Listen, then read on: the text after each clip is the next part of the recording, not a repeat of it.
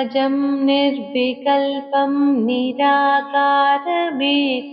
निरानन्दमानन्दमद्वैतपूर्णम् परं निर्गुणं निर्विशेषं निरीहम् परब्रह्मरूपं गणेशं भजेमा परब्रह्मरूपं गणेशं भजेमा गुणातीतमाद्यं चिदानन्दरूपं चिदाभासकं सर्वगं ज्ञानगम्यं मुनिध्येयमाकाशरूपं परेशं परब्रह्मरूपं गणेशं भजेमा परब्रह्मरूपं गणेशं भजेमा जगत्कारणं कारणज्ञानरूपं सुरादिं सुखादिं गुणेशं गणेशं जगद्व्यापिनं विश्ववन्द्यं सुरेशं परब्रह्मरूपं गणेशं भजेमा परब्रह्मरूपं गणेशं भजेमा रजो योगतो ब्रह्मरूपं श्रुतिघ्नं सदा कार्यसक्तं हृदा चिन्त्यरूपं जगत्कारणं सर्वविद्यानिधानं परब्रह्मरूपं गणेशं नतास्मः परब्रह्मरूपं गणेशं नतास्मः सदा सत्त्वयोगं मुदा क्रीडमानं सुरारिन्हरं त्वं जगत्पालयन्तम् अनेकावतारं निजज्ञानहारं सदा विष्णुरूपं गणेशं नमामः सदा विष्णुरूपं गणेशं नमामः तमोयोगिनं रुद्ररूपं त्रिनेत्रं जगत्कारकं तारकं ज्ञानहेतुम् अनेकागमैः स्वजनं बोधयन्तं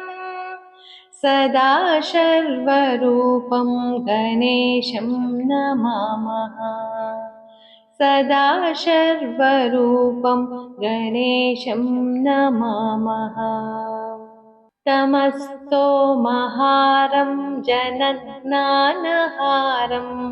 त्रयीवेदसारं परब्रह्मपारं मुनिज्ञानकारं विदुरे विकारं सदा ब्रह्मरूपं गणेशं नमामः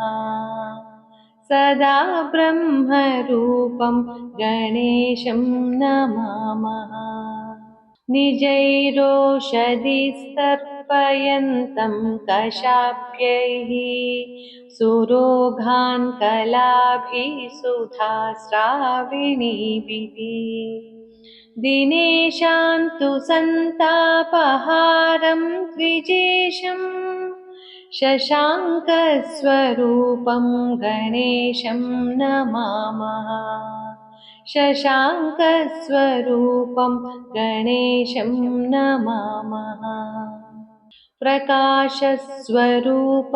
नभो वायुरूपं विकारादिहेतुं कलाकालभूतम् अनेकाक्रियानेकशक्तिस्वरूपं सदा शक्तिरूपं गणेशं नमामः सदा शक्तिरूपं गणेशं नमामः प्रधानं स्वरूपं महत्तत्त्वरूपं धरावारिरूपं दिगीशादिरूपम् असत्सत्त्वरूपं जगद्धेतुभूतम् सदा विश्वरूपं गणेशं नताः स्मः सदा विश्वरूपं गणेशं नताः स्मः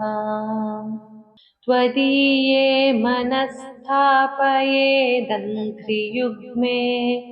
जनो विघ्नसङ्घान्न पीडां लभेत् लसत्सूर्यबिम्बे विशाले स्थितेयम् जनोध्वान्तबाधां कथं वा लभेत् जनोध्वान्तबाधां कथं वा लभेत् वयं भ्रामितां सर्वथा ज्ञानयोगात् अलब्धास्तवाङ्घ्रिं बहून् वर्षपूगान् इदानीमवाप्तास्तवैव प्रसादात् प्रसन्नात् सदा पाहि विश्वम्भराद्य प्रसन्नान् सदा पाहि विश्वम्भराध्या।